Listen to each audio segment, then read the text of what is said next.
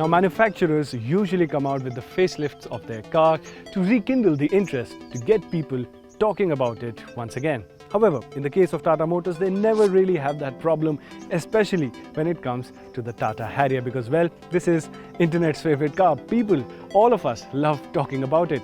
But then again, in little over a year since its launch, Tata Motors have now come out with the facelift of the car that we have with us today. So now we're going to find out what those changes are and whether it changes your experience of the Tata Harrier or not.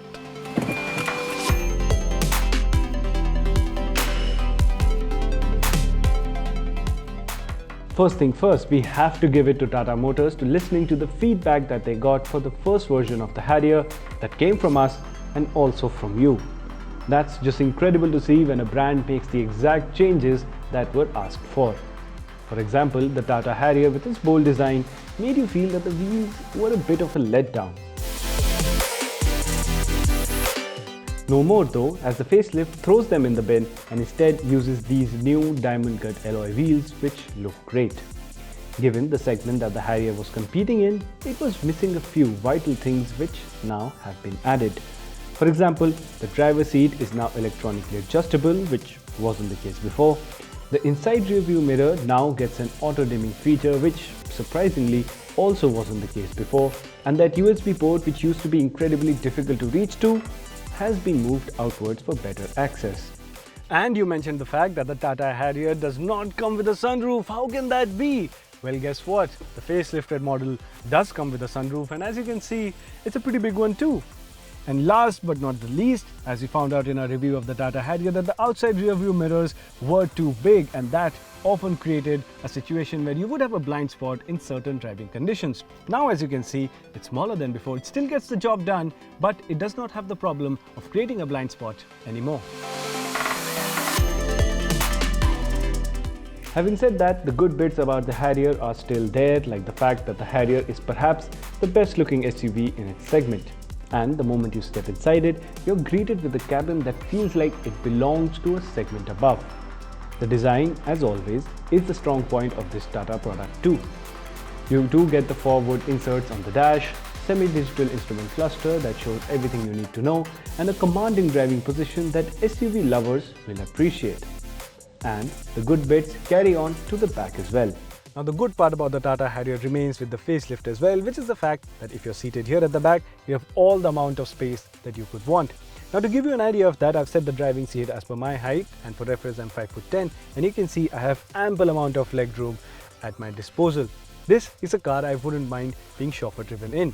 Now, add to the fact that it has a big sunroof over my head, and the cabin has started to feel a lot airier, a lot more spacious and well lit than before, and that takes the cabin experience to a whole new level. But it's not all perfect. Case in point, the infotainment system, which is amazing to look at and is a great feature in the car, it still hangs and crashes randomly while you are using it, and that's simply unacceptable, especially since it's been so long since the Harrier has been launched, and it is something that Tata absolutely needs to sort out right away.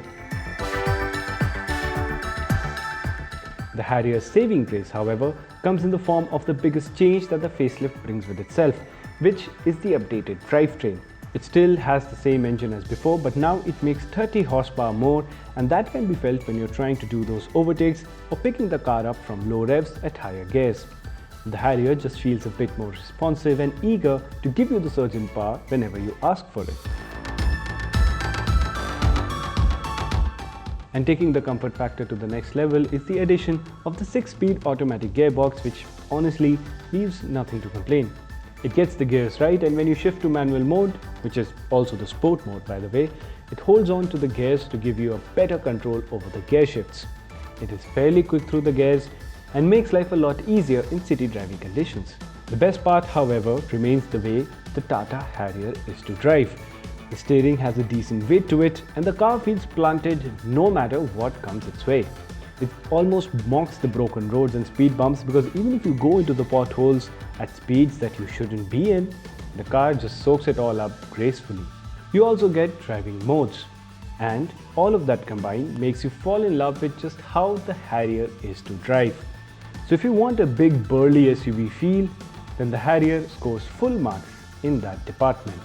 Well, now it's time to sum up my experience of the Tata Harrier. When I think of it, it's really no surprise that the Harrier has been so popular ever since it came out, and that's because it brought great amount of value for money to the table ever since it was launched. Yes, there were a few niggles here and there, but in the latest avatar, Tata Motors has ironed out almost all of them.